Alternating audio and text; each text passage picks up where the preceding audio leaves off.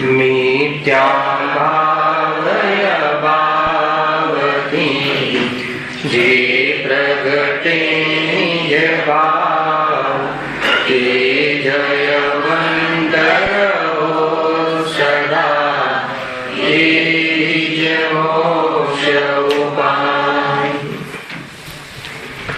आ श्री मोक्ष मार्ग प्रकाशक ग्रंथ से बीजा अधिकार पर स्वाध्याय चाली रह्यो छे। आत्माना दोषोनी निंदा करवी ए सम्यक दर्शननी पात्रता छे। आत्मा એટલે કોણ? પોતે પોતાના દોષોની નિંદા કરવી અને પોતાના સ્વભાવની દૃષ્ટિ કરવી એ અર્થે ચિનાગમમાં આત્માના દોષોનું ધ્યાન કરાવવામાં આવે છે। અહીંયા પણ પ્રકરણ ચાલે છે ને, મતિ જ્ઞાનની પરાધીન પ્રવૃત્તિ। ટોપિક એ ચાલે છે મતિ જ્ઞાનની પરાધીન જે પ્રવૃત્તિ છે એ દોષ છે કે ઇન્દ્રિયોના માધ્યમથી જાણવું, જ્ઞાનાવરણીય કર્મના મતિ જ્ઞાનાવરણીય કર્મના ક્ષણક્ષમમાં જે જ્ઞાન વ્યક્ત છે એની પ્રવૃત્તિ ઇન્દ્રિયોના માધ્યમથી જે થાય છે એમાં કેવી પરાધીનતા છે। ઇન્દ્રિયો એ બાહ્ય ઇન્દ્રિયો ને આધીન પ્રવૃત્તિ છે। એમાં કાંઈ ગરબડ થઈ જાય તો જ્ઞાન થતું નથી, અર્થાત ઓછું થાય છે, અર્થાત અન્યથા થાય છે। એ વર્તમાન જ્ઞાનના ઉઘાડરૂપ જે અંશ છે એની પરાધીન પ્રવૃત્તિ, એનો વિભાવ છે, એ જ્ઞાનનો દોષ છે। એટલે પહેલા કહ્યું કે દોષનું જ્ઞાન એટલા માટે કરાવવામાં આવે છે કે દોષને દોષરૂપ જાણી આત્માનો જે નિર્દોષ ને પુણ્ય સ્વભાવ છે એની દૃષ્ટિ કરી એ દોષનું નિવારણ કરવું જોઈએ। એટલા માટે અહીંયા એનો પરિચય કરાવવામાં આવે છે। જીનવાણીનો મહાન ઉપકાર છે। ઘણીવાર પોતાને શું બીમારી છે એ જ ખ્યાલ ન હોય તો ઉપાય શું કામ કરે, એટલે બીમારીનું પણ અહીંયા ધ્યાન કરાવવામાં આવે છે। આજે આવ્યું ને તત્પ્રતિ પ્રીતિ ચિત્તેન, અહીંયા શાસ્ત્ર સ્વાધ્યાયમાં આત્માની વાત પ્રીતિથી સાંભળે, ભાવિ નિર્વાણ ભાજનમ, બહુ નિકટ સમયમાં નિર્વાણને પ્રાપ્ત થશે। પ્રવચનમાં આવવું એ ભાગ્ય છે અને પ્રવચન પોતાનામાં આવવું એ પુરુષાર્થ છે। એનું ખ્યાલ કરવું। શું કર્યું? પ્રવચનમાં આવવું તો ભાગ્ય છે, ભાગ્યવાન પ્રવચનો સાંભળવા આવે છે। જેનું ભાગ્ય ફૂટી ગયું છે એ તો પ્રવચનમાં પણ દેખાતું નથી, એમ કહે। પુણ્યનો ઉદય એને કહેવાય કે સાચો માર્ગ સાંભળવાના અવસરોમાં જોવા મળે, પણ એ પ્રવચનને પોતાનામાં બેસાડે તો પુરુષાર્થ છે। એ પ્રમાણે ભાવ વાસન થાય તો પુરુષાર્થ છે। મૂળ વાત એ છે। ગુરુદેવ કહ્યું ને કે ભાઈ આત્માની વાત સાંભળે તો કાનોથી સાંભળવાની વાત નથી, હૃદયમાં બેસાડે એની વાત છે। નહીં તો આપણને એમ લાગે આપણે તો રોજ સાંભળીએ છીએ, એ સાંભળવાની વાત નહીં। સાંભળી ખરી એમ, આ વાત સાંભળી ખરી એટલે બેઠી ખરી, ગળે ઉતરી ખરી, આ વાત જચી ખરી એમ કહેવું છે। એને અરે આપણને કોઈ અસાધ્ય રોગ થયો હોય અને ડોક્ટર એટલું કહે કે ક્યોરેબલ છે, હજુ રોગ દૂર નથી થયો, ક્યોર થઈ શકે એમ છે, તો કેટલું રાજી થઈ જાય છે। હેલા તો એમ કહે છે કે આ જે સંસારમાં જે તને દુઃખ નામનો રોગ થયો છે, અર્થાત તો દુઃખ એ રોગનું જે રોગનું ફલ છે, રાગાદી રોગનું ફલ દુઃખ છે, એ રાગાદી મોહાદી જે રોગ છે એ ક્યોરેબલ છે, હે ને? એનો અભાવ થઈ શકે છે, એના પહેલા આ રોગ છે એનો નિર્ણય કરાવે છે. એટલે આ ચેપ્ટરની જે ભૂમિકામાં આ વાત મૂળ સમજવી કે જે જ્ઞાન મતિ જ્ઞાનમાં જે પરાધીનપણું છે, ઇન્દ્રિયોની સહાય લેવી પડે છે, એ મંદ જ્ઞાન હોવાના કારણે એની એ રોગ છે, એનો વિભાવ છે. સ્વભાવની ઓરથી જોઈએ તો જાણવું જાણવું જે છે, સ્વભાવની ઓરથી જોઈએ તો એ સ્વભાવનો કેવલ જ્ઞાનનો અંશ છે એમ કહી દીધું. કેમ કે જાણવું કેવલ જ્ઞાનમાં પણ જાણવું થાય છે, અને આ મંદ અંશમાં પણ જાણવું થાય છે. પણ એ જાણવું એમાં એ જ્ઞાનાવિણીય કર્મનો ક્ષયોક્ષમ એટલો ઉઘાડ, અને તે સંબંધી ઉઘાડ પ્લસ એમાં ઇન્દ્રિયોની સહાય લેવી પડે. તો એ શું છે? પરાધીનપણું જે વિભાવ છે. કોનો વિભાવ છે? ઇન્દ્રિયોનો વિભાવ છે કે જ્ઞાનનો? ગજબ છે. આંખ ફૂટી જાય ને ના દેખાય, એમાં આંખનો વાંક છે કે જ્ઞાનનો? શું લાગે છે? ઉલટું નથી લાગતું? આંખ ફૂટી જાય અને ન જણાય આંખના વિષયો, એમાં આંખનો દોષ છે કે જ્ઞાનનો દોષ છે? અહીંયા કહે છે જ્ઞાનનો દોષ છે. આંખનો તો દોષ જ નથી. આંખથી જાણવું પડે એ પરાધીનતા છે. તું તો આંખ વગર જાણી શકે એવો સ્વભાવ વાળો છે. મૂળ વાત અહીંયા એ લેવી છે. એવો સ્વભાવ તું ક્રિએટ કર તો તારે આંખની સહાય જ ના લેવી પડે. તો એના માટે શું કરવું?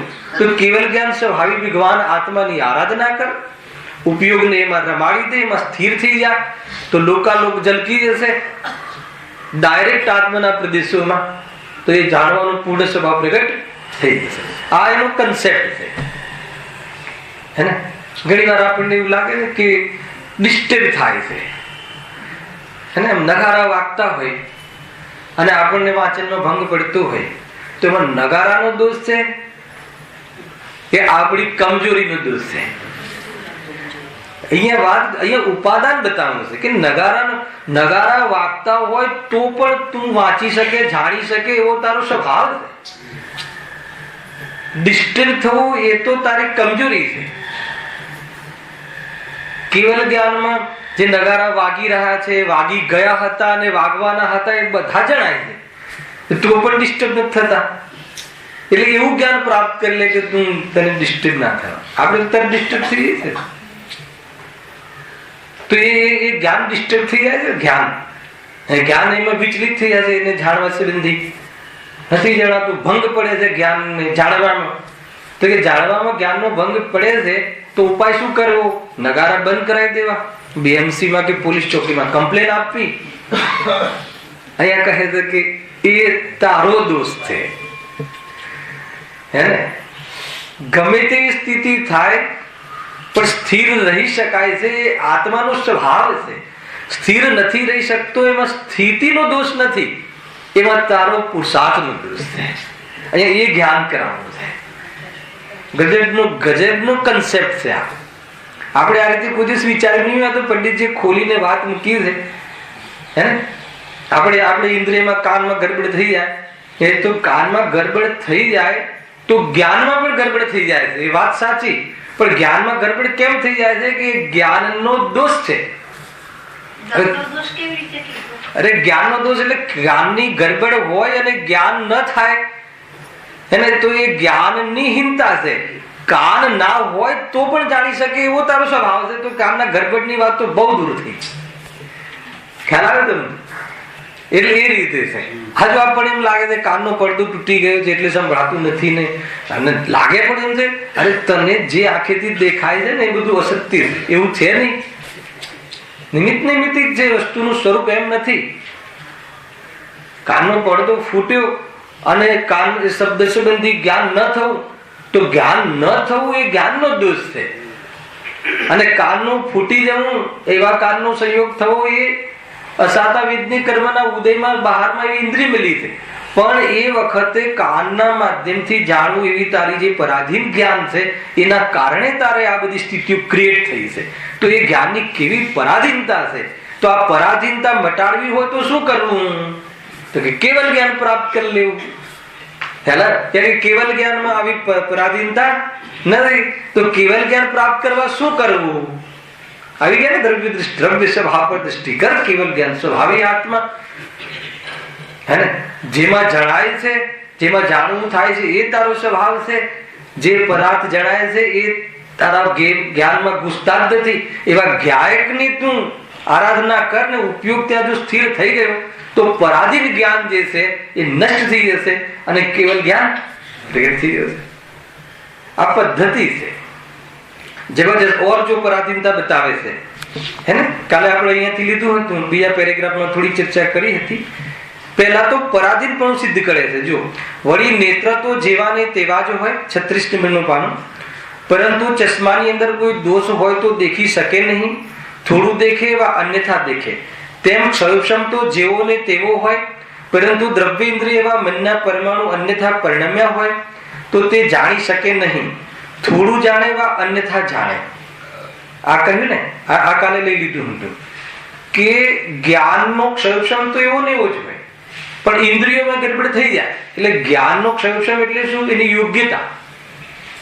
એ જ્ઞાનના ઉઘાડની જે શક્તિ તો એટલી ને એટલી છે, પરંતુ કાંઈ બદલાઈ ગયું, અંધારું થઈ ગયું તો શક્તિ ઘટી ગઈ કે સાધનમાં ખોટ આવી. સાધનમાં ખોટ આવીને તત્સમયની યોગ્યતામાં જ્ઞાનની એવી યોગ્યતા તો થઈ છે, પણ એવું જ્ઞાન છે કે અંધારું આવે તો જાણી ન શકે એવી જ્ઞાનની પરાધીનતા છે.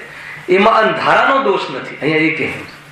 અને પરાધીન જ્ઞાન છે એનું શું મહિમા કરવો એમ અહીંયા જો કારણ દ્રવ્યેન્દ્રિય મનરૂપ પરમાણુઓના પરિણમનને તથા મતિ જ્ઞાનને નિમિત્ત નૈમિત્તિક સંબંધ છે. હે ને, નિમિત્ત નૈમિત્ત દ્રવ્ય ઇન્દ્રિય અને મતિ જ્ઞાનને નિમિત્ત નૈમિત્તિક સંબંધ છે કે ઇન્દ્રિયોના માધ્યમથી એના સહાયથી મતિ જ્ઞાન પ્રવૃત્તિ કરે છે જાણવાની. એના વગર મતિ જ્ઞાનમાં જાણવાની પ્રવૃત્તિ સંભવ નથી. તો ઇન્દ્રિયને સરખી રાખવી મતિ જ્ઞાનને બરાબર કરવા, કે મતિ જ્ઞાન એટલે જ્ઞાનની મંદતા, એ મંદતા વિકસિત કરવી કે ઇન્દ્રિયોને બરાબર કરવી? આપણે કયો ઉપાય કરીએ છીએ? ફરીથી ખ્યાલ આવે છે કે મતિ જ્ઞાનનું સ્વરૂપ એવું છે કે ઇન્દ્રિયોની સહાય વગર જાણે નહીં એવો નિમિત્ત નૈમિત્તિક સંબંધ છે. ઇન્દ્રિયોથી જાણે છે એમ નહીં, પણ જાણવાના કારણે મતિ જ્ઞાનની પ્રવૃત્તિ ઇન્દ્રિયોની સહાય વગર પદાર્થોનું જ્ઞાન કરી શકતું નથી. એટલા માટે અમે ઇન્દ્રિયોને તાજી રાખવા માટે લીલા શાકભાજી બહુ ખાઈએ છીએ, ઘાસમાં ચાલીએ છીએ કે જેથી ઇન્દ્રિયો બરાબર રહે. એમ કહે એમ છે, આપણે પ્રયાસ તો એ કરીએ છીએ. તો એ જ્ઞાનની જે મંદતા, મંદ એટલે અલ્પ જ્ઞાન, અલ્પ જ્ઞાન છે આપણે 12મા ગુણ સ્થાન સુધી, તો એ જ્ઞાનમાં એવું કંઈક કરીએ કે ઇન્દ્રિયની જરૂર ના પડે એ બાજુ વિચાર કર્યો નથી. એ બાજુ વિચાર કરે એટલા માટે આ જ્ઞાનની પરાધીન પ્રવૃત્તિનો દોષનું ધ્યાન કરાવવામાં આવે, દોષ બટાડવા માટે. આ પૂરા વિષયનું વિઝન સમજજો, હે ને. વર્ણન તો હોય પરાધીન પરાધીન પરાધીન, પણ પરાધીનમાં વિઝન એ છે કે આ તારું જ્ઞાનની મંતા છે, તારી આ શરમજનક અવસ્થા છે, તું તો કેવલ જ્ઞાન સ્વભાવી છે, તું રોજ જેને જોવા આવે છે ને અરહિંદ પરમાત્માને, એવું કેવલ જ્ઞાન સ્વાભાવિક તારું સ્વરૂપ છે. ખ્યાલ આવે? બધું એ અહીંયા વાત છે. જો કારણ દ્રવ્યેન્દ્રિય એવા મનરૂપ પરમાણુના પરિણમનને તથા મતિ જ્ઞાનને નિમિત્ત નૈમિત્તિક સંબંધ. એ દ્રવ્ય ઇન્દ્રિય, આ બધા જે ચોકટાના જે બધા શેપ છે, આંખના કાન, એના પરમાણુને અને દ્રવ્યમનના પરમાણુને, એ પરમાણુનું પરિણમન અન્યથા થઈ જાય. અહીંયા આંખના પરમાણુનું, કાનના પડદાના પરમાણુઓનું અન્યથા પરિણમન થઈ જાય તો જાણવામાં શું થાય છે? જાણવામાં નથી જાણાતું, અર્થાત ઓછું જણાય છે, ઓછું સંભળાય છે, ઓછું દેખાય છે. ગંધ હોય તો ફીલ નથી થતું અથવા એનું વેદન નથી થતું. ખ્યાલ આવે? તો એ પ્રમાણે જ્ઞાન પણ થતું નથી. તથાપી જ્ઞાનની શક્તિનો ઉઘાડ, પર્યાયમાં શક્તિનો ઉઘાડ તો એટલો ને એટલો જ છે, આખી પર્યાયગત યોગ્યતા. પણ તત્સમયની યોગ્યતા એવી બને છે એક સમયની યોગ્યતામાં કે જો આ બાજુ એના એ બધા સાધનોમાં કાંઈ તકલીફ પડી તો જ્ઞાનમાં ગડબડ થઈ જાય છે. અહીંયા એટલું કહેવું. તો એમાં જ્ઞાનનો દોષ છે કે સાધનનો દોષ છે? બાહ્ય સાધનનો દોષ છે કે જ્ઞાનનો દોષ છે? અને આંખ, કાન આદિ તો બાહ્ય નિમિત્ત છે ભાઈ. ખરેખર અંતરંગ નિમિત્ત તો તે સંબંધી જ્ઞાનાવર્ણ્ય કર્મનો ક્ષયક્ષમ થવો, એના પછી આ વાત ચાલે છે. આવ્યું ને કે મતિ જ્ઞાનાવર્ણ્ય કર્મના ક્ષયક્ષમથી જે જ્ઞાનનો ઉગાડ થયો છે એની પ્રવૃત્તિ ઇન્દ્રિયોના માધ્યમથી કેવી રીતે થાય છે, તો એમાં બહુ જ પરાધીનતા છે. દ્રવ્ય ઇન્દ્રિયના આધીન જ્ઞાન છે. ખ્યાલ આવ્યો? આપણા ઘરમાં અત્યારે શું થતું હશે, અથવા ફેક્ટરીમાં આગ લાગી છે તો પેલા કોઈનો ફોન આવે, અર્થાત કોઈ બતાવે, અર્થાત ત્યાં આપણે જઈને જોઈએ તો પછી આપણને બધું જ્ઞાન થાય, ને તો અહીંયા ન થાય. તો એટલી બધી પરાધીનતા છે. આ પરાધીનતા લાગે છે કે નહીં? તો કે આ પરાધીનતા છે. જો નિમિત્ત નૈમિત્તિક સંબંધ કયો, કર્તા કર્મ સંબંધ ન કયો. નિમિત્ત નૈમિત્તિક સંબંધ ન માને એ પણ અજ્ઞાની છે, અને નિમિત્તથી એ જણાય છે એમ માને એ પણ મહાઅજ્ઞાની છે. બરાબર ધ્યાન રાખવું, હે ને? કોઈ કહે કે નહીં આત્માથી જ જણાય છે, એકાંતિક. અરે એ જ્ઞાન, એ અપેક્ષા તમે કહો કે ભાઈ જ્ઞાનની અપેક્ષા જોઈએ તો આત્માથી જ જણાય છે, પણ જ્યારે જ્ઞાન મદરૂપ પરિણમન કરે છે ત્યારે વગર ઇન્દ્રિયે જણાતું નથી. એટલે આગળ કહ્યું જ્ઞાનથી જ જાણે છે, પણ આંખ આદિના માધ્યમથી જ જાણે છે. ઉદાહરણ શું લીધું હતું? નેત્રથી જ જણાય છે, પણ મંદ દ્રષ્ટિ હોય, એને ચશ્મા હોય તો જ જણાય છે. બે વસ્તુનું એ તો બંનેને અહીંયા બંનેને પ્રેઝન્ટ કર્યા, અને બંનેને પ્રેઝન્ટ કરીને બંનેને સ્વતંત્ર બતાવ્યા, નિમિત્ત નૈમિત્તિક સંબંધ કહીને. અને અહીંયા દોષ બતાવો. જ્યાં સુધી નૈમિત્તિક કાર્ય ઊભું છે એ બધું દોષ છે. અવલંબન લેવું પડે દોષ છે. આપણે એકલો મોહ રાગ દ્વેષને દોષ લઈએ છીએ ને, તો અલ્પતા પણ દોષ છે ને. આ તો એ પણ દોષ છે, કારણ કે જ્ઞાન તો પરિપૂર્ણ હોવું જોઈએ, પણ અત્યારે દોષ છે. એ રીતે જો તેથી તેના પરિણમન અનુસાર જ્ઞાનનું પરિણમન થાય છે. તેથી તેના પરિણમન અનુસાર તેના એટલે કોના? ઇન્દ્રિયોના પરિણમન અનુસાર જ્ઞાન થાય છે. ઇન્દ્રિયો ડેમેજ થાય તો જ્ઞાન ન થાય. ઇન્દ્રિયોમાં આંખમાં કોઈ વિકાર આવી જાય તો ઝાંખું દેખાય. ખ્યાલ આવ્યો? તો ગજબ છે. તો ઝાંખું દેખાય છે એમાં કોણ કારણ? કે એવી આંખ થઈ જાય ત્યારે જ્ઞાનની એવી યોગ્યતા થઈ જાય છે કે એને ઝાંખું દેખાય એવો જ્ઞાનમાં દોષ છે. કેમ બતાવે છે? જ્ઞાન તો એવું છે કે આંખ ફૂટી જાય, પાંચે ઇન્દ્રિયો ત્યાં ફૂટી ન જાય, સારી રહે તો પણ એનું અવલંબન ન લેવું પડે અને ડાયરેક્ટ દેખાય એવું જ્ઞાનનું સ્વરૂપ છે. આ કઈ અવસ્થા? અરિહંત અવસ્થા. અને ઇન્દ્રિયો સંયોગમાં ન રહે. તને આંખથી દેખાય છે અને ફૂટે ત્યારે ન દેખાય એ વાત બધી કેન્સલ કરવી હોય તો ઇન્દ્રિયો સંયોગમાં ન રહે તો પણ દેખાય છે. તો એ કઈ અવસ્થા? સીધી અવસ્થા. અને ઇન્દ્રિયો રહે તો પણ જ્ઞાનથી દેખાય છે. એ કઈ અવસ્થા? મતિ શુદ્ધ જ્ઞાન અવસ્થા. પણ એ મતિ શુદ્ધ જ્ઞાનમાં પરાધીન પણ છે. એ બતાવો એ પરાધીન કેમ? તો એ દોષ છે. એમ જો હવે દ્રષ્ટાંત આપે છે. જેમ મનુષ્ય આદિકને બાળ વૃદ્ધ અવસ્થામાં જો દ્રવ્યેન્દ્રિય વા મન શિથિલ હોય તો જાણપણું પણ શિથિલ હોય છે. ખ્યાલ આવે? ઇન્દ્રિયો ડેવલપ ના હોય, શિથિલ હોય. અર્ધ મૃતક સમ બુઢાપનો કેસે લખે રૂપ આપનો. ખ્યાલ આવે કે નહીં? બાળપણમાં ઇન્દ્રિયો મળે છે, પરંતુ ઇન્દ્રિયનું જ્ઞાન પણ પ્રગટ છે, પણ ખેલમાં ઉપયોગ લગાવે છે. જવાનીમાં તરુણી રત રહ્યો, જવાનીમાં પણ ઉપયોગ લગાવી શકે એવી ક્ષમતા છે, પરંતુ તરુણી એટલે પત્ની આદિના પ્રેમમાં, ઇન્દ્રિયોના ભોગોમાં ઉપયોગ લગાવે છે. અને ઇન્દ્રિયો જ હું છું એવું માન્યતા તૂટી ન હોવાના કારણે બુઢાપામાં એ ઇન્દ્રિયોને સરખી રાખવામાં, મેન્ટેન કરવામાં ઉપયોગ લગાવે છે. કુલ મળીને ઉપયોગ તો આત્મામાં લગાવવાની શક્તિ હોવા છતાં ઉપયોગ આત્મામાં લગાવતો નથી. એનો જ દોષ છે. કયો અધિકાર? નવમો અધિકાર. ગઈકાલ રાત્રે ચલાવ્યું હતું સદિચ્છા શૈલેષભાઈ, હે ને? ત્યાં ચાલે છે નવમો અધિકાર. એટલે ઉપયોગ લગાવતો નથી એ જીવનો દોષ છે. કેમ કે મોહના આ બીજું પ્રકરણ છે. અહીંયા આ મોહની પરાધીનતા છે. એ મોહની પરાધીનતામાં વિસ્તારથી લઈશું. જાણી પણ શકે છે, સમજ પણ પડે છે. આપણે નથી કહેતા વાત તો આ સાચી છે, આ જ સાચી છે કે આત્મા અને દેહ જુદા છે. તો પછી શું છે?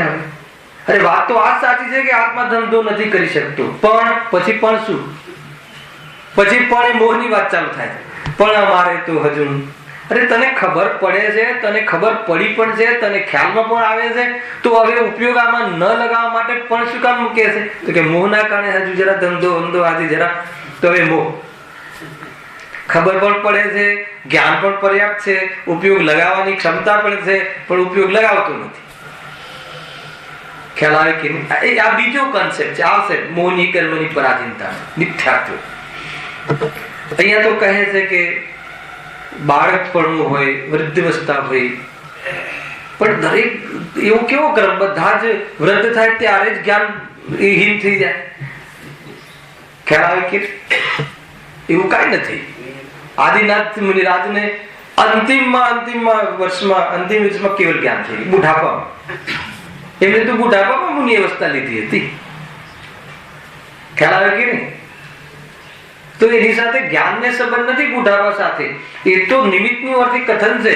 એ વખતે શિથિલ થઈ જાય છે, તો એ વખતે જ્ઞાન થતું નથી, તો એ જ્ઞાનનો જ દોષ છે. અરે એવા જ્ઞાન ઉપર તું ક્યાં મહેરબાન છે? અરે તું જ્ઞાય પર મહેરબાન થઈ જા, તો કહે છે કે આ બધી પરાધીનતા દ્રષ્ટિ જ્ઞાયકની કરાવી છે. એટલે દર વખતે હું આ જ્ઞાયકને ઉભો કર્યું સાથે સાથે. બોલવામાં વ્યવહારમાં કથન એમ આવશે કે ભાઈ શું કરે, બુઢાપો થઈ ગયો છે, કામ બરાબર ખ્યાલમાં આવ્યું કે નહીં? તું જયારે સંભળાતું હતું ત્યારે કરી લેવું હતું. ખ્યાલ આવે? હવે શું? તો કે હવે પણ કાંઈ બગડ્યું નથી. કેમ? કેમ કે એ જ્ઞાનનો દોષ છે. જ્ઞાનનો સ્વભાવ તો પૂરું જાણવાનો છે. હજુ નક્કી કરી લે તો બુઢાપો જ નહીં આવે. હાલ આવે કે જન્મ જ નહીં થાય. જન્મ જરણ અને મરણ એનાથી રહિત થઈ જશે. શું કન્સેપ્ટ છે? જૈન ધર્મનો જબરજસ્ત કન્સેપ્ટ છે. અને એ જ માગે છે ને ઓલી ભક્તિમાં છે, જગ के दुख की तो परवाह नहीं है, स्वर्ग के सुख की भी वांछा नहीं है. શું કહ્યું? જગ કે દુઃખ की परवाह नहीं है. જગતમાં જે દુઃખ કહ્યા છે ને, કેન્સર ને ટીબી ને, એની તો પરવા જ નથી. ખબર પડી ગઈ છે કે બધું આત્મામાં છે નહીં. પછી સ્વર્ગના સુખની પણ વાંછા નથી. સ્વર્ગના સુખ પણ જોતા નથી. તો શું જોઈએ છે પારસપુર પાસેથી? મેટો જામન મરણ લે લો અપની શરણ, પારસ ક્યાં લે લો અપની શરણ. એટલે શું? તમારા જેવો બનાવી દે પ્રભુ. એમ સોના જેવો નહીં, પારસ જેવો. ખ્યાલ આવે કે નહીં? પારસ લોખંડને અડે ને સોનું થઈ જાય, તો સોનું બનવું કે પારસ બનવું? બારમાં કોઈ કહે કે પારસ મણી છે આટલી નાની, એ જોઈએ છે કે 100 કિલો સોનું જોઈએ છે? તમે શું માંગો પ્રભુભાઈ? શું માંગીએ બતાવો. આવડી નાની છે, 1 ઇંચની પારસ મણી છે કે જે જેટલું લોખંડ હોય વિશ્વમાં એને ટચ કરે તો સોનું થઈ જાય, અને એક બાજુ 100 કિલો સોનું છે, તો આપણે શું લઈએ? ખ્યાલ આવે કે નહીં? તો કેવલ જ્ઞાનની પર્યાય જોઈએ છે કે કેવલ જ્ઞાનની શક્તિ છે એ આત્મા જોઈએ છે? ખ્યાલ આવે કે નહીં? એ વસ્તુ છે. અહીંયા એમ કહે છે કે ભાઈ જન્મ મરણ મીઠો જામન મરણ, જન્મ મરણ વૃદ્ધાવસ્થા. કેમ? કેમ કે અવસ્થાઓના નિમિત્તપણામાં જ્ઞાનની એવી હીણી દશા થાય છે. કેસે રૂપ લખે આપણું? કેવી રીતે આત્માના રૂપનો બોધ થઈ શકે? કેવી રીતે લખે, જાણી શકે? કેમ કે જ્ઞાન એટલું હીન થઈ જાય છે. એટલે જ્ઞાનમાં હીણી દશા જે છે એ કઈ હીણી દશા? કે જે આત્માનો બોધ ન થઈ શકે એવી દશા હોય તો એ જ્ઞાનની હીણી દશા કહેવાય છે. આધ્યાત્મ છે. અહીંયા આગમની પદ્ધતિથી કહ્યું છે કે આ જ્ઞાન હીન થઈ જાય છે, અને એની એવી હીન પરિણમન કરે છે કે એ વખતે બોધ નથી થઈ શકતો શબ્દનું. ભલે જવાનીના કાળમાં એને એ વહુની વાત સાસુ બાર દૂર દૂરથી સાંભળી લીધી હતી, હવે એને વાત જ સંભળાતી. ઓર પરેશાન છે કે નહીં? તો ઓર શું કહ્યું મારા માટે કઈ કહ્યું? કેટલો પરેશાન થાય. શાના માટે પરેશાન થાય છે? નથી જણાતું એટલે કે મોહથી. નથી જણાતું એ જ્ઞાનનો વિભાવ છે. ખ્યાલ આવ્યો? પણ એ વિભાવ પણ એનો અર્થ એ બતાવો છે કે જે અહીંયા કહ્યું ને અધ્યાત્મમાં કેસે રૂપ લખે આપનો, કે જ્ઞાન એટલું હીન થઈ જાય. તો એટલું હીન કોને થાય છે? અસંગની પંચેન્દ્રિય જીવ સુધી, એકેન્દ્રથી લઈ. આપણે અસંગી છીએ નહીં, એટલે આપણે એટલું હીન નથી કે આપણું રૂપ ન લખી શકીએ, આપણું રૂપ ન જાણી શકીએ. બહુ મોટી વાત છે. તો રૂપ જાણીને શું કરવું છે? તો કે સુખી કેવી રીતે થવાય? કે આત્માને જાણીને, આત્માની શ્રદ્ધા કરીને, આત્મામાં સ્થિર થવાથી વિશ્વના તમામ દુઃખોનો અભાવ થાય છે. એટલે આત્માને જાણવાથી દુઃખનો અભાવ થાય છે. અને આત્માને જાણી શકાય એવું તારું જ્ઞાન છે. અને મતિ જ્ઞાનને પણ આત્માને જાણવા માટે ઇન્દ્રિય અને મનનું આવલંબન લેવું નથી પડતું. પરદ્રવ્યને જાણવા માટે ઇન્દ્રિય અને મનનું નિમિત્તપણું લાગુ થાય છે. ખ્યાલ આવે કે નહીં? શરીરમાં નો કલર કેવો છે, શરીરને રોગ કેવો થયો છે એ જાણવા માટે ઇન્દ્રિયની જરૂર પડે છે. પણ શરીરથી રહિત હું આત્મા છું એ જાણવા માટે ઇન્દ્રિય અને વિકલ્પની પણ જરૂર નથી એની અનુભૂતિ કરવા માટે. ખ્યાલ આવે લાગે? અને એ આપણી પાસે પાત્રતા છે. તો પાત્રતા બતાવે છે કે તું પાત્ર જીવ છે. અરિહંત બનવા માટે પાત્ર જીવ છે. પહેલા તો ભગવાન બનવું છે એ નક્કી કરો. ભગવાન પાસે ભગવાન બનવાની પદ્ધતિ જાણવા માટે આવે છે. ભગવાન પાસે સંસારના દુઃખ મટાડવા માટે નથી આવે.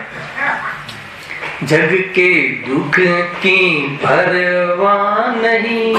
યાર પ્રભુ જગના દુઃખો, જગતમાં જે દુઃખ છે ને એ દાખલ કર્યા છે ને આ થયું છે, એ દુઃખ મટી જાય એટલે હું તમારી પાસે નથી આવ્યા. ખ્યાલ આવ્યો ને? તારા જેવું બની જવા માટે આવ્યા છે. અને એવી તમે સમજાવો છો એ સાંભળવા માટે આવ્યા છે. બાકી થવાનું તો સ્વયં ગજબનો કન્સેપ્ટ છે ભાઈ. વૈરાગ્ય રહેવું જોઈએ, છલકાવવું જોઈએ અંદરમાં. વૈરાગ્ય એટલે શું? શોક. વૈરાગ્ય એટલે આનંદ. દુનિયામાં મારે કાંઈ જરૂર પડે એવું છે નહીં એવો વૈરાગ્ય બન્યું રહે. ખ્યાલ આવે કે નહીં? એ જીવને આત્માની વાત ગમે. આગળ આવો, આગળ આવો. હું પ્રશ્ન પૂછતો જ નથી, કોઈ ચિંતા નહીં. એને ઘણા વિદ્વાનો પ્રશ્ન પૂછે, હવે આગળ વાળાને જ પૂછે ફટાક દે. એટલે મને તો પ્રશ્ન પૂછવાની આદત જ નથી. કદાચિત પૂછું તો જવાબ હું જ આપી દઉં. ચિંતા નહીં કરવી કે પાછળ ફૂલ થઈ ગયું છે ને, આગળ જગ્યા ઘણી છે. જો શું કહ્યું? કેટલે હતા? હા, બાલ વૃદ્ધ અવસ્થામાં જો દ્રવ્ય જો આવું છે આપણું ધ્યાન. એક સમય પહેલા શું જાણ્યું હતું? એ કાલની પણ પરાધીનતા થવા વાળું છે આગળ. તો કાલનો દોષ છે કે આપણી પરાધીનતા છે? દોષ છે. પંચમ કાલમાં મોક્ષ નથી જવાતું તો પંચમ કાલનો દોષ છે કે આપણી પર્યાયગત યોગ્યતાનો દોષ છે? એ તો નિમિત્તની પ્રધાનતાથી કથન છે કે અહીંયા આ કાલમાં અહીંયા એવા જીવો આવે છે કે જે મોક્ષ જવાનો પુરુષાર્થ, મોક્ષનો પુરુષાર્થ, શ્રેણીનો પુરુષાર્થ નથી કરી શકતા. મોક્ષ માર્ગનો પુરુષાર્થ કરી શકે છે પણ શ્રેણી ચડી શકે એવો પુરુષાર્થ નથી કરી શકતા. એવો કમજોર જીવ અહીંયા આવે છે. તો એમાં કાલનું અને ક્ષેત્રનું શું મહત્વ? એનો પોતાનો દોષ છે. એ એમ કહે છે. જો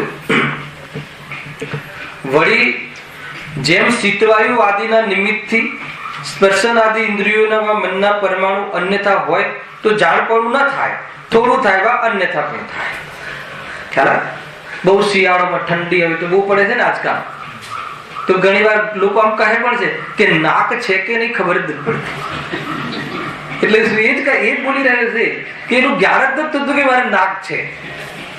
કે એટલી શીત હોય છે એ વખતે જ્ઞાન એટલું કુંઠિત થઈ જાય છે. જ્ઞાન એટલું એ વખતે એવી યોગ્યતાથી એવું યોગ્યતા પરિણમે છે કે એને બોધ થતું. શિયાળામાં કોઈ પદાર્થ વાગે તો બી ખબર ન પડે. બને છે કે નહીં? અરે આપણે ઇન્જેક્શન આપે ને, ઇન્જેક્શન આપે, શરીરને બેરું કરે છે કે આત્માને બેહોશ કરે છે? આપણે બોલે આ શરીરને બેરું, આટલો ભાગ અહીંયા ઇન્જેક્શન કાપવું હોય તો ઇન્જેક્શન આપે. તો એ પરમાણુ એ રીતે પરિણમી જાય છે. અચ્છા, એ વખતે ક્ષયક્ષમ તો એટલો ને એટલો જ છે. ઉઘાડ પંચેન્દ્રિય સંબંધી જ્ઞાનનો ઉઘાડની જે શક્તિ છે એમાં શું અંતર? પણ એની તાત્કાલિક એ તત્સમયની યોગ્યતામાં એવા પરમાણુના સંપર્કમાં રહેવાના કાલમાં એ પરમાણુના અવલંબનથી જાણતા હોવાની એની મંદતા એવો વિભાવ હોવાના કારણે સ્પર્શન ઇન્દ્રિય સંબંધી જાણવું હોય, સ્પર્શ ઇન્દ્રિય સંબંધી વિષયોનું જ્ઞાન કરવું હોય તો આ શરીરના પરમાણુઓ જે છે એને બેરા કરી દેવામાં આવે તો જ્ઞાન નથી થતું. અને એનો લાભ વૈજ્ઞાનિકો ડોક્ટર ઉઠાવે, ખ્યાલ આવે કે નહીં? જ્ઞાન નથી થતું તો દુઃખ પણ નથી થતું, એવું છે?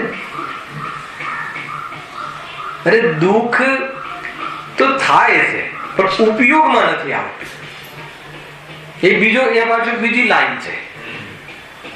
પેલા અત્યારે જ્ઞાનની જ પદ્ધતિ બતાવી, જબરજસ્ત વિષય છે. આને કન્ટિન્યુટીથી જો આને ચલાવ્યો હોય ને તો ખુલી જાય કે શું શરૂ છે. મહિમા આવે, કોનો મહિમા આવે? જ્ઞાયક સ્વભાવ તરફ જવું જ પડશે, એવી પ્રેરણા મળે.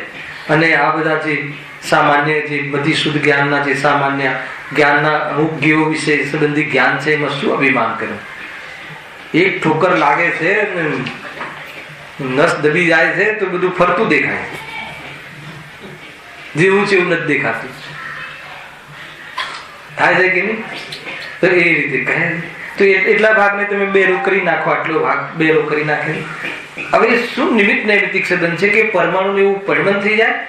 હવે સ્પર્શન ઇન્દ્રિય સંબંધ, હવે એને કાપે તો બી એને બોધ ન થાય.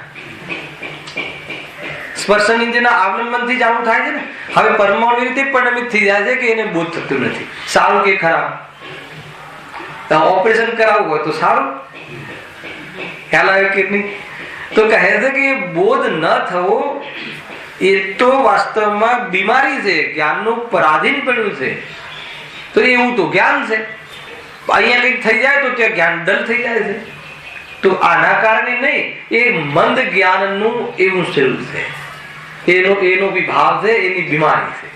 એટલે એ જ્ઞાનનું અભિમાન નહીં કર, એ જ્ઞાનનું ગૌરવ કરવા જેવું નથી, એવું અહીંયા કેમ છે. એ રીતે ગજબ છે. જો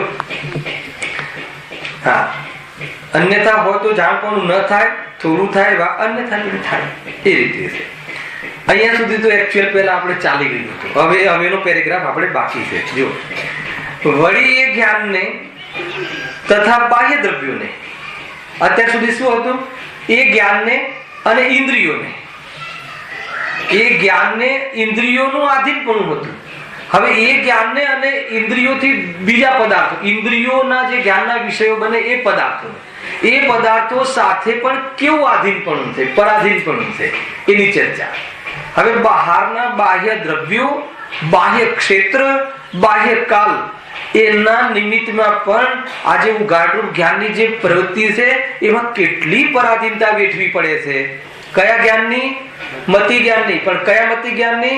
જે ઉઘાડ થયો છે એ ક્ષયોપશમ જ્ઞાનાવરણી કર્મના ક્ષયોપશમ થી જે ઉઘાડ થયો છે એનું દ્રવ્ય ઇન્દ્રિયોના આધીનમાં તો કેવું પરાધીનપણું છે આપણે જોયું. પણ જે બીજા દ્રવ્યો છે એ બીજા દ્રવ્યોના હોવાના કાલમાં પણ એમાં એ જ્ઞાનને કેવું પરાધીનપણું વેઠવું પડે છે એની અહીંયા આવે ચર્ચા. જો વળી એ જ્ઞાનને તથા બાહ્ય દ્રવ્યોને પણ નિમિત્ત નૈમિત્તિક સંબંધ હોય છે. તેનું દ્રષ્ટાંત જેમ નેત્ર ઇન્દ્રિયને અંધકારના પરમાણુ અથવા ફૂલા આદિના પરમાણુ અથવા પાષાણ આદિના પરમાણુ વાળા આવી જાય તો દેખી શકે નહીં. બરાબર છે? બાહ્ય પદાર્થ, નેત્રનું ઉદાહરણ લીધું છે. હવે નેત્ર ઇન્દ્રિયને હવે આપણે અંધકાર આવી જાય, હવે આપણે જવું છે શિખરજી અથવા કોઈ વસ્તુ જોઈએ છે ઘરની અંદર અને અંધારું હોય તો હવે મળે કે ના મળે, એ જણાય કે ન જણાય? તો કે ન જણાય. તો અંધકાર નડ્યો, બાહ્ય પદાર્થ નેત્રેન્દ્રિયનો. પછી શું લખ્યું? અથવા ફૂલા આદિ. ફૂલા એટલે શું? અહીંયા આંજણી થઈ જાય, આંજણી થઈ જાય તો પણ દેખાય છે, અન્યથા દેખાય. હવે આ આંખને તમે આમ કરો, આમ તો બે હિતેશભાઈ દેખાય, તમે કરી જુઓ. આમ કરશો તો તમને બે દેખાય. હું બે છું કે એક છું અત્યારે અહીંયા? તો જ્યાં આંખનું કઈક પરમાણુઓનું કઈક પરિણામ જુદું થયું, આંખનું તો શું થયું? ડબલ દેખાય છે, જેવું જેવું નથી દેખાતું. આંજણી થઈ જાય, બીજા પરમાણુ એક્સ્ટ્રા અહીંયા આવી જાય તો જાણવું કેવું થાય છે? અન્યથા. શ્રમ પડે છે ને જાણવામાં, જણાતું નથી. પછી શું કહે છે? વા પાષાણ આદિના પરમાણુ. પાષાણ એટલે પથ્થર આવી જાય, કોઈ સામે કોઈ દિવાલ આવી જાય, હે ને? માન લો કે આપણે ત્યાં કોઈ જોઈ રહ્યા છે, ક્યાંક વસ્તુ જાણી રહ્યા છે, અને અહીંયા વચ્ચે ગાડી આવી જાય. ગાડી આવી જાય તો પેલી બાજુનો પદાર્થ દેખાય કે ના દેખાય? તો એ પથ્થર આવી ગયો અથવા ગાડી આવી ગઈ એના કારણે ન દેખાયું? એ ગાડી આવવાના કાલમાં પણ મારા મંદ જ્ઞાનનું સ્વરૂપ એવું છે, પરાધીનતા એવી છે કે એ જ્યાં સુધી પથ્થર આગળ હોય ત્યાં સુધી શું થાય? પાછળનો પદાર્થ ના દેખાય. એવું મારી જ્ઞાનની બીમારી છે. એટલે આવા જ્ઞાનને તારે અભાવ કરવો જોઈએ અને પૂર્ણ જ્ઞાનને પ્રગટ કરવું. ખ્યાલ આવે? આપણે દર્શન કરતા હોઈએ અને કોઈ આડે આવી જાય, આગળ આવી જાય તો દર્શન શાના કરીએ છીએ? પછી કસાયના, ક્યારે હટે ખબર જ પડતી નથી, આગળ આવીને બેસી જાય છે. અને તથાપિ એ વિવેક નથી એ જીવને. ઘણા લોકો છે ને ભગવાનની પેલી આગળનો પોર્શન હોય ને, ખરેખર લેફ્ટ સાઈડ કે રાઈટ સાઈડ થઈને દર્શન કરીને નીકળી જવું જોઈએ. આગળ એકદમ પૂજા કરવા બેસી જાય છે કે બધા જોવે અને કે હું સરસ પૂજા કરું છું, તો દૂરથી પણ પૂજા તો થાય. એ વિવેક નથી એ જીવને. હે ને? હવે શું કરે? ટ્રસ્ટીઓ બિચારા કહી ન શકે તો પછી અહીંયા શાસ્ત્ર અહીંયા ગાદી પરથી આપણે કહી દઈએ. બરાબર રાજેશભાઈ?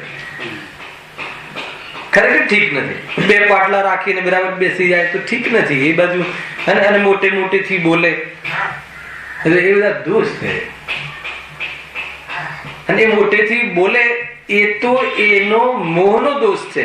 પરંતુ એ મોટેથી બોલે અને આપણને ડિસ્ટર્બ થાય, અર્થાત આગળ આવી જાય ને આપણને પ્રતિમા ના દેખાય, એ આપણા જ્ઞાનનો દોષ છે એમ નક્કી કરી ખ્યાલ શીખાડવું તો આ છે. બાહ્યમાં પણ એવો વિવેક હોવો જોઈએ. હું કેવલ જ્ઞાન પ્રાપ્ત કરી લઉં પછી મારે આ કોઈ લડવાની વાત જ નથી ને. પછી તો ભગવાન પાસે આવવાની પણ જરૂર શું છે? કેવલ જ્ઞાન પ્રાપ્ત થઈ જાય, વંદે વંદે કે ભાવ ક્યાંથી સમાપ્ત થઈ જાય છે? 7મા ગુણસ્થાન, 6ઠ્ઠા ગુણસ્થાન સુધી વંદે વંદે કે ભાવ હોય છે. જ્યાં 7મા ગુણસ્થાન શુદ્ધ ઉપયોગમાં મુનિરાજ જતા રહે ત્યાં પછી વંદે વંદે કે ભાવ નથી હોતું.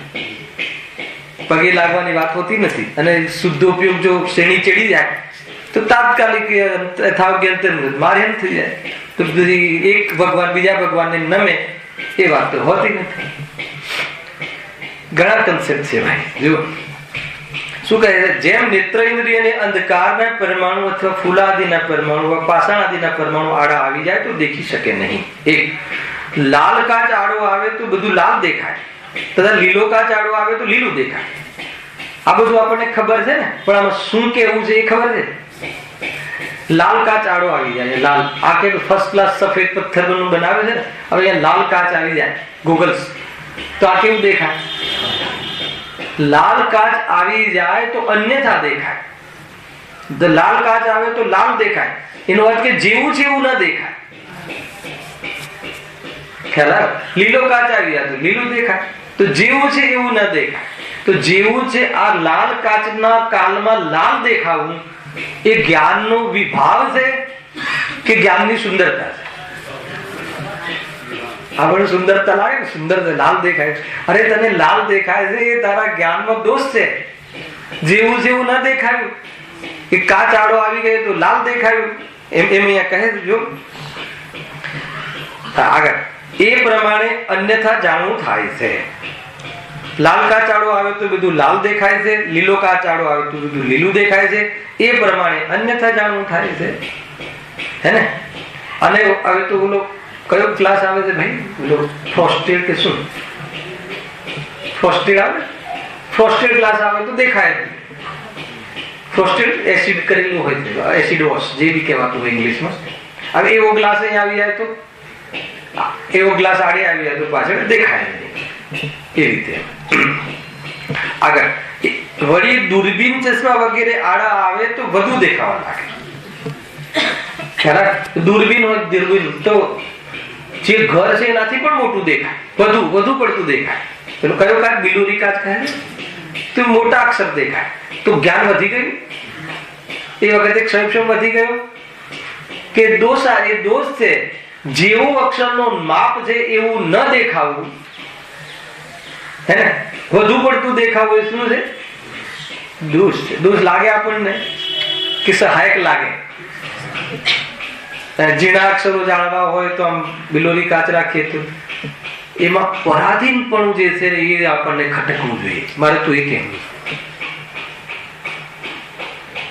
હવે એ જેનું જ્ઞાનનું એવું પરિણમન થઈ ગયું હોય અને જયારે એને આ શબ્દ વાંચવો હોય તો કાચ જોઈએ અને કાચ ના હોય તો એની કેવી દશા થાય? તો આવું પરાધીન જ્ઞાન, આ જ્ઞાન પરાધીનપણે પરિણમ્યું છે. હવે કેમ પરિણમ્યું છે? તો કે તે આરાધના નથી કરી એટલે, આરાધના નથી કરી એટલે, વિરાધના કરી છે એટલે. હજુ પણ જ્ઞાન જ્ઞાયક નું છે, જ્ઞાન જ્ઞાયક માંથી આવે છે. જ્ઞોને જાણવાથી જ્ઞાન મલિન થતું નથી. ચૈતન્ય સ્વભાવનો મહિમા હજુ નથી આવતો. પર પદાર્થોનો જીવ કરતા નથી, પર પદાર્થોને જીવ જાણે છે. જ્ઞાતા દ્રષ્ટા રહેવા રૂપ અનુભૂતિ કરી નથી, જ્ઞાયકનો અનુભવ કર્યો નથી. તો આ જ્ઞાન એવી હીણી દશાને પ્રાપ્ત થઈ શકશે 2000 સાગર પછી. બની શકે કે અંતિમ ભાવ હોય કે એટલું અક્ષરના અનંતવા ભાગે પરિણમી જાય.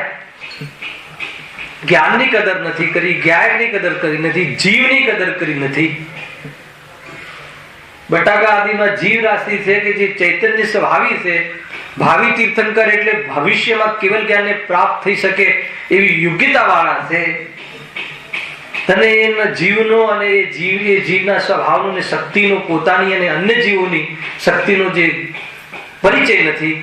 તો કહે છે કે તારું જ્ઞાન અને તારું અસ્તિત્વ એટલું હીણું થઈ જશે કે બીજા અજ્ઞાની જીવો તને જીવ માનવા તૈયાર નહીં થાય.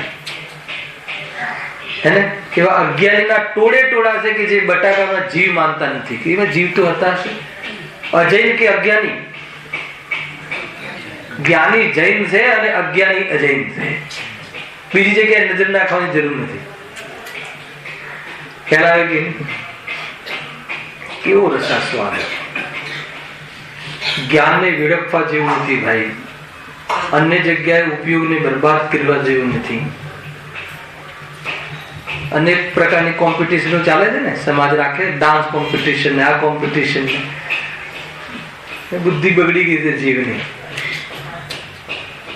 મેં કહ્યું મારે આવો પ્રોગ્રામ હતો ત્યારે, આજે જ છે કે આજે જ છે, તો મેં કહ્યું કે ભાઈ અમે પૂરું વર્ષ પાઠશાળામાં આ ડાન્સ આદિથી કેવી રીતે નિવર્તે એ શીખવાડીએ છીએ અને તમે ટ્રોફી મળે એવા પ્રયોગો કરો છો. આવા નવીનભાઈ મારા પ્રમુખ હતા ને, બહુ મોટો ઉપયોગ ને. આમ બી તો 21મી સદી તરફ જીવ જઈ રહ્યો છે. નાના નાના બચ્ચાઓને બા બાપે નાસ્તા કરતી હતા દૂરદર્શન ને જોઈને. હે ને? ઢંગડાળા વગર કહેવાનો અર્થ. અને એ નાથી નિવૃત્ત થાય એ પરિણામો ઠીક નથી. એ તો આપણે બધી પાઠશાળાઓ ચલાવીને માણસ બનાવીએ અને મા બાપ પણ ખુશ થઈ જાય કે મારી નાની દીકરી કેટલું સરસ નાચી. હે ને? એ નાચવાનો ભાવ શું છે અને એ નાચવાના કાર્યમાં જે કોરિયોગ્રાફર આદિના સંપર્કો થશે એ કેવી કોટીના જીવો હોય છે અને એનું શું એની શુદ્ધતા અર્થાત તો પવિત્રતા જળવાશે. જરા વિચાર કરવા જેવું છે. વિચાર કરવા જેવું છે. ઘણી બધી વાતો છે. એ તો અહીંયા તો એમ કહે છે કે ઉપયોગ બગાડવા જેવો નથી. મૂળ વાત તો એ છે. જો હા આગળ કહે છે તથા પ્રકાશ જળ કાચ આદિના પરમાણુ આડા આવે તો પણ જેવું છે તેવું ન દેખાય. નહીં ક્યાં વળી દૂરબીન ચશ્મા વગેરે આડા આવે તો ઘણું દેખાવા લાગે. તથા પ્રકાશ જળ અને કાચ આદિના પરમાણુ આડા આવે તો પણ જેવું છે તેવું ન દેખાય. કે જેવું છે તેવું દેખાય દેખાય એમ આવવું જોઈએ. આમાં કઈ મિસ્ટેક છે? આમાં ન શબ્દ ક્યાંથી આવ્યો? તથા પ્રકાશ જળ કાચ આદિના પરમાણુ આડા આવે. ઠીક છે. હા, આડા આવે તો પણ જેવું છે તેવું ન દેખાય. એ પ્રમાણે અન્ય ઇન્દ્રિયો તથા મનનું પણ યથાસંભવ જાણવું. શું કહે છે એ પ્રમાણે? આ તો ખાલી આંખની વાત કરી. એ રીતે કાન આદિ નાક આદિ એ સંબંધી ઇન્દ્રિયોનું બધાનું જાણવું. કે માની લો કે દરવાજો બંધ કરી દઈએ તો ન સંભળાય, ઓછું સંભળાય, પછી ઓલું શું નાખી દઈએ આપણે, ઓલું માઇક્રોફોન નાખી દઈએ, ઇયરફોન નાખી દઈએ તો બીજાને ન સંભળાય, ઘણા બધા પ્રોબ્લેમો થાય છે.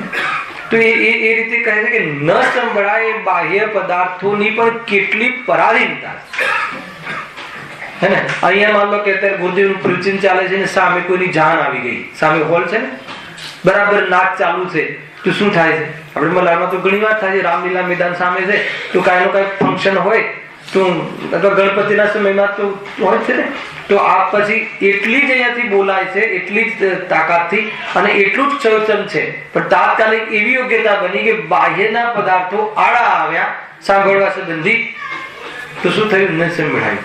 તો એમાં કોનો દોષ?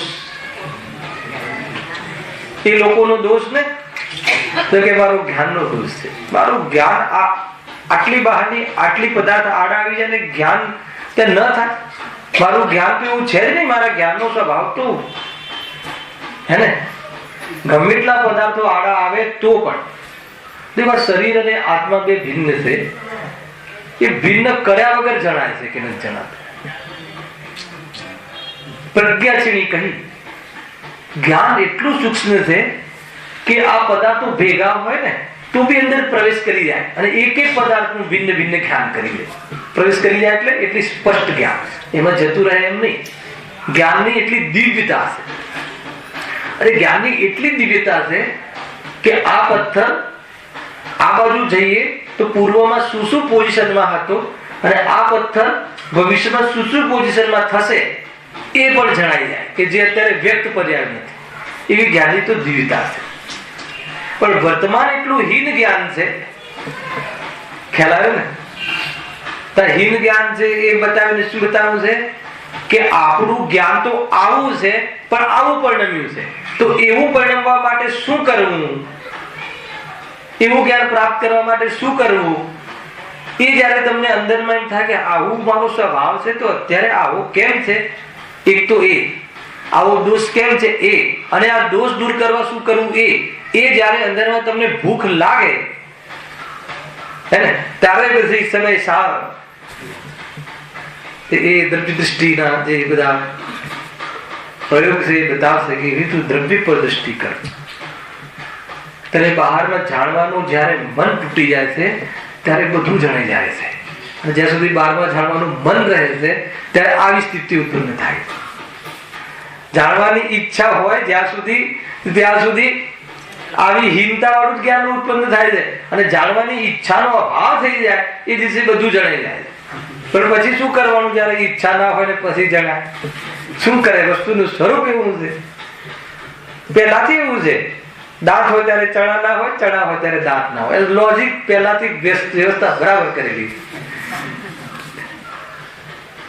ચતુર્થ ગુણ સ્થાનમાં તીર્થંકર પ્રકૃતિનો બંધ થાય હે ને, એટલે બહારમાં એવી જાતિના અતિશયનો બહુ ચાહ હોય ને તો એવો બંધ એ વખતે થાય, અને એનો ઉદય ક્યારે આવે? 13મા વાગે જ્યારે એની જરૂરત જ ના હોય. ગજબ છે. આમે જ્યારે વસ્તુની પાછળ ભાગવાનું છોડી દઈએ ત્યારે વસ્તુ પ્રાપ્ત થઈ જાય છે, એવું સામાન્ય લોજિક છે. એની પાછળ દોડીએ તો વસ્તુ વધારે દૂર જાય છે. ખેર એ તો બાહ્ય વાત જુદી છે, અંતરિંગમાં તો કે વસ્તુને એક વાત આત્માનું જ્ઞાનનું સ્વરૂપ દિવ્ય, એટલા માટે જ્ઞાનને દિવ્ય કહ્યું. કોનું જ્ઞાન દિવ્ય છે? કેવલીનું, સમ્યજ્ઞાનીનું કે જ્ઞાન માત્ર? જ્ઞાન દિવ્ય છે. અને આ મિથ્યા જ્ઞાનમાં જો આ મિથ્યાત્વના કાળમાં પણ જો આ જ્ઞાનમાં દિવ્યતા ના હોત તો ભેદ ક્યાંથી કરે? ભાઈ અત્યારે આપણે મિથ્યા દ્રષ્ટિ છે માન લો, તો મિથ્યા દ્રષ્ટિમાં પણ જો જ્ઞાનમાં ભેદ કરવાની દિવ્યતા ના હોત તો મિથ્યાત્વનું જે લાંછન છે મિથ્યા જ્ઞાનનું એ કેવી રીતે કલંક દૂર થાય? એટલા માટે જ્ઞાન તો મિથ્યા દ્રષ્ટિનું પણ દિવ્ય છે. આ ધવલામાં લખેલું છે. મિથ્યા દ્રષ્ટિ પણ મંગલ છે. મિથ્યા દ્રષ્ટિ જીવ મંગલ છે ને દિલીપભાઈ? જીવ મંગલ પંડિત જીવ મંગલ છે. ત્યાં પ્રશ્ન પૂછ્યું ત્યાં કે મિથ્યા દ્રષ્ટિ માટે કહો છો કે સમ્યક દ્રષ્ટિ? કે જીવ માત્ર. કે જીવ મોક્ષ જઈ શકે છે, જીવ પરમાત્મા બની શકે છે, જીવ આત્માનું સુખ પ્રાપ્ત કરી શકે છે, જીવ કેવળ જ્ઞાન પ્રગટ કરી શકે છે. તો જીવમાં આટલી બધી ખૂબીઓ છે તો એ જીવ મંગલ છે. હવે નથી કરતો એ વાત પછી, હાલ કેમ નથી કરતો એ વાત પછી, પણ કરવાની શક્તિ છે એટલે જીવ તો મંગલ છે. આ છે દ્રવ્ય દ્રષ્ટિ. તમને જીવ જયારે મંગલ દેખાય પોતાનો અને સર્વનો, તો એ સામ્ય દ્રષ્ટિ આવી જશે. તો બહારની જે ભેદ છે એ ભેદનું માત્ર જ્ઞાન થશે. બહારના જે પર્યાયમાં અંતર છે એ પર્યાયમાં અંતર છે, પર્યાયનું અંતર મટી જશે એવો વિશ્વાસ એને હોય છે. બધા જીવો કેવા છે? ભગવાન છે. આ છે ગજબ છે. ગુરુદેવે તો કોઈ અલગ ઔષધિ આપી દીધી, ગજબ છે. સભાજોને ક્યારે પ્રવચન નહીં કરતા એ ખબર નહીં. આપણે લોકો અત્યારે આ સભા હોય તો આવો વિષય લેવો જોઈએ, આવો વિષય લેવો જોઈએ, એમને ક્યારે બી નહીં. હજારોની લાખોની સભા હોય, 10-10 હજારની સભા હોય તો પણ ભગવાન આત્માથી વાત ચાલુ કરે. હવે ઓલું સમજશે કે નહીં સમજશે, કહેલાય કે નહીં સમજ્યા ને. લાખો લોકો જોડાઈ ગયા, કોણ ન સમજ્યા. એટલે વાત તો મુદ્દા નહીં કરવી જોઈએ. ભગવાન આત્મા, ભગવાન સ્વરૂપ છે. જો શું કહે છે? હા, વળી મંત્રાદિકના પ્રયોગથી હજુ પરાધીનતા પાકી કરાવે છે કે તારું જ્ઞાન કેટલું નબળું છે. જો એને નબળો છે નક્કી કરાવીએ ને તો પછી એને કેવી રીતે ચરી પાડવી અને કેવી રીતે ઔષધિનું ગ્રહણ કરવું એ પછીનું સ્ટેપ ઉત્પન્ન થાય. પેલા નબળો છે, નબળાઈ. જીવ પોતાને નબળાઈ જ નથી માનતો, નબળો નથી માનતો, એ સૌથી મોટી. અરે ભગવાન આત્મા મનાવડાવો છે, એ જ મનાવડાવો છે, ત્યાં જ લઈ જવું છે. પણ નબળાઈમાં જે ચાખી ગયો છે, નબળાઈમાં જ રોકાઈ ગયો છે, તો ભગવાન આત્મા ક્યાંથી દેખાશે? ખ્યાલ? એની હીનતામાં વારી ગયો છે, હીનતા પરમાં હાવી થઈ ગયો છે. વર્તમાન ઉપયોગ કસાયની મનતા પર હાવી થઈ જાય છે. થોડું ઘણું શાસ્ત્રનું જ્ઞાન ખુલ્યું છે એના પર હાવી થઈ જાય છે. થોડું ઘણું લૌકિકમાં બહારમાં એન્જિનિયરિંગ આદિનું જ્ઞાન ખુલ્યું છે એમાં હાવી થઈ ગયું છે. તો કહે છે કે એ બધા જ્ઞાન અને એ બધા રાગમાં કોઈ દમ નથી. ખ્યાલ? રાગ પણ ફરી જાય છે, રાગ પણ ફરી જાય છે અને જ્ઞાન પણ મટી જાય છે. હીન જ્ઞાન પણ આગળ પાછળ થઈ જાય, એકરૂપ નથી. રાગનું પણ જો ને સ્વરૂપ કેવું છે. ટીનેજર હોય, ટીનેજર ખ્યાલ છે? 13, 14, 15, 16 જેવા ટીન લાગુ પડે ને જેને એજમાં બધા ટીનેજર. ખ્યાલ નહીં? ભલે તમે ટીનેજર બોલતા હશો પણ આને ટીનેજર કહેવાય. એ લોકોનું સ્વરૂપ કેવું છે? એમના રાગનું સ્વરૂપ કેવું છે? એને ઘરના મા બાપ કહે ને કોઈ વાત તો એને ન બેસે, પણ એના મિત્રના મા બાપ કહે તો વાત બેસે. તમે જોઈ લીધું. ગેપ કોમ્બિનેશન શું કહેવાય? શું કહ્યું? Generation gap. પણ જનરેશન ગેપ શું? પોતાની માતા પ્રત્યેનો રાગ કરતા મિત્રની માતા સમજાવે તો સમજી જાય, પોતાની માતા સમજાવે એ જ વાત ન સમજે. એ રાગનું એવું સ્વરૂપ છે. રાગ પણ બદલાતું જાય. અને જ્ઞાન અને એ જે રાગ એટલે કસાયની મનતા અને બહારમાં તારી જે યશ આદિ છે એની કોઈ કિંમત નથી. અને અહીંયા જ્ઞાન મોક્ષ માર્ગમાં એની કોઈ કિંમત નથી. તો ક્યાં કિંમત છે? સંસાર માર્ગમાં. સંસારમાં તો કિંમત છે ને, તમારે એટલું જ જોઈએ. શું બોલે છે અરે સંસારમાં કિંમત છે એનો અર્થ શું? ભટકવામાં, રખડવામાં, દુઃખી થવામાં એ લાગુ પડે છે. કોઈ યશ આપે કે ન આપે, હિતેશભાઈ તમારું પ્રવચનમાં નામ ના બોલવું તો એમાં તમારું સમ્યક દર્શન રોકાય. અથવા 2-3 વખત પ્રફુલભાઈ કરવું, અથવા ગુરુદેવ તમને પ્રફુલભાઈ કહે તો સમ્યક દર્શનના અધિકારી થઈ જાય. એ મારું નામ જ નથી એ નક્કી કરવા જેવું છે કે નહીં. એ પહેલા બધા કહેતા કે ગુરુદેવ જેનું નામ લે ને પછી એ વ્યક્તિ એક કેસેટ લઈ લેતો કે ગુરુદેવ મારું નામ દીધું છે. અરે ગુરુદેવ તારું નામ ભગવાન આત્મા દીધું છે, એ રીતે તું કેસેટ લઈ જાય તો સમજમાં આવે. તો બધી કેસેટમાં નામ દીધું છે, એક કેસેટમાં ક્યાં દીધું છે? ખ્યાલ આવે કે નહીં? અને બધી કેસેટ લઈ જાઓ, કોણ ના પાડે? ભગવાન આત્મા આપણું નામ છે ને. ખ્યાલ આવે છે રાકેશભાઈ? સુંદર સુંદર વાતો છે. આપણે ક્યાં ઉભા છીએ નક્કી કરવા જેવું છે. આપણે ક્યાં ભરાઈ રહ્યા છીએ, આપણે ક્યાં અટક્યા છીએ એ સમજવા જેવું છે. જો વળી મંત્રાદિકના પ્રયોગથી હવે તો મંત્ર તો હે ને પેલા મંત્રાદિના પ્રયોગથી મંત્ર કરે તો જ્ઞાન હીણું થઈ જાય ને. અત્યારે તમે નિયમ સમજો હિપ્નોટાઇઝ સમજો. અત્યારે વિજ્ઞાન યુગની લઈએ, હિપ્નોટિઝમ કરે છે તો એનું જ્ઞાન કેવું થઈ જાય છે? પરાધીન એકદમ. એ જે બોલાવડાવે એ બોલે. એ કહે કે ભાઈ તું આ છે ને આને તું જીવ સમજ, તો પછી જીવ જ કે છે. એ પછી કોઈ બી પૂછે આ જીવ છે, હિપ્નોટિઝમ થઈ જાય છે. જાદુગર શું કરે છે? જાદુગર હિપ્નોટાઇઝ કરે છે ને કે ભાઈ એ માણસ મરતો નથી તો પણ તમને મરતો દેખાય, અને મરી ગયા પછી જીવે, અને મર્યા પછી ત્યાં કોઈ જીવે નહીં પાછો, તો પણ જીવે એવું તમને લાગે, એવું તમને દેખાય, એવું તમને જણાય, એવું જ્ઞાન થઈ જાય. શાના આધાર ઉપર? અને એના આધાર ઉપર જાદુગર કમાણી કરી લે છે આપણા જ્ઞાનની વીકનેસ થી. કે નહીં? આપણા જ્ઞાનના વીકનેસ થી કમાણી કરી લે છે, અને આપણે મૂર્ખ બનીએ છીએ અને પ્રભાવિત થઈ જઈએ છીએ. એને પેલા હું નાનપણમાં એક બે વાર જોયું હશે જાદુગર, તો લાગે કે ઓલું એક 100 ની નોટમાંથી એટલી બધી નોટો કરે ને ત્યારે મને વિકલ્પ આવે કે તો પછી આને આ શો કરવાની જરૂર શું છે? આટલું બધું રૂપિયા તો એકની નોટ એક જ રહે છે, ડબલ થતી નથી. ધ્યાન રાખજો, એવું કોઈ જાદુ છે નહીં. અને ડબલ થઈ જાય, પુણ્યના ઉદયથી મળી જાય તો પણ આત્માને કાંઈ થતું નથી, આત્માને લાભ થતો નથી. કોઈને ડબલ થઈ જાય ને 100 ને 200 થતા જાય જોવા મળે છે ને અત્યારે. તું શું થઈ ગયું? શું થઈ ગયું? જ્ઞાન થયું. તો એ જ્ઞાન ક્યાં રહ્યું? જ્ઞાયકમાં રહ્યું. પૈસા ક્યાં રહ્યા? પૈસામાં રહ્યા. કોઈ લેવા દેવા નહીં. મજા કરો, જતા રહે તો બી શું, આવે તો બી શું. આત્માનું સ્વરૂપ સમજવા જેવું છે, આનંદ આવી જાય એવું છે. મંત્રાદિકના પ્રયોગથી.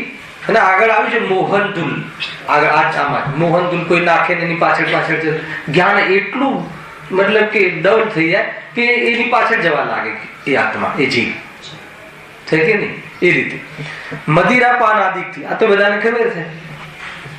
અને જે મદિરા એટલે શરાબ આદિથી, નશાના પદાર્થોના સેવનથી જ્ઞાન કેવું થઈ જાય છે?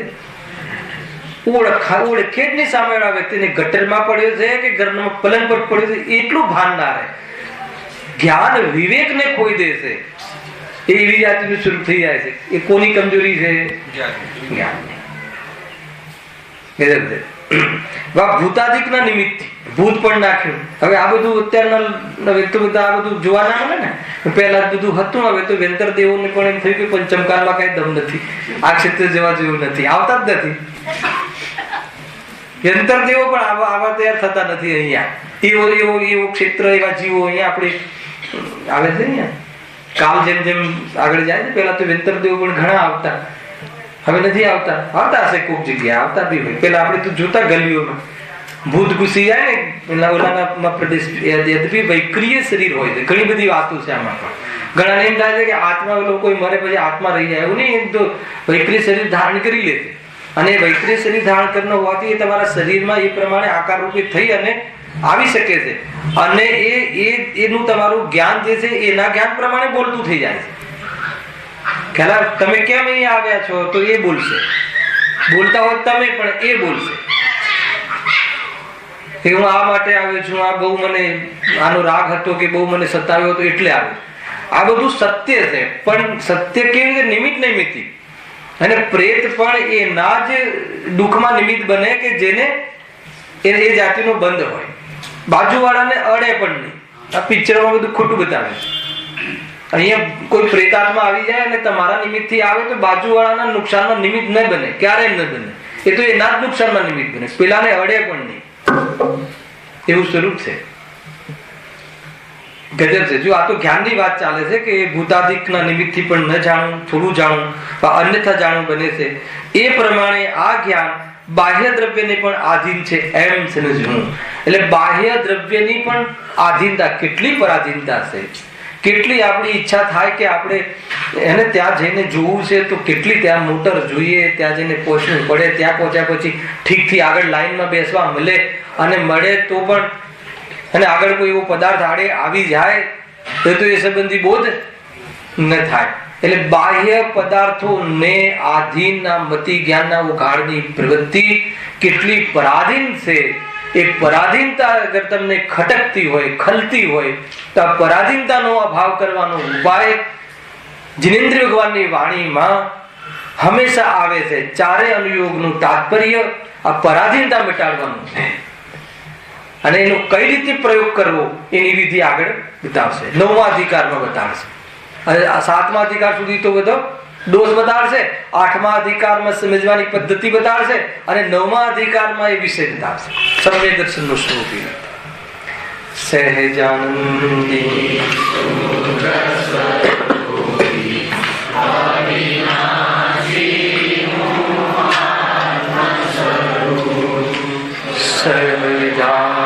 સહેજાનંદી શુદ્ધ સ્વરૂપી અવિનાશી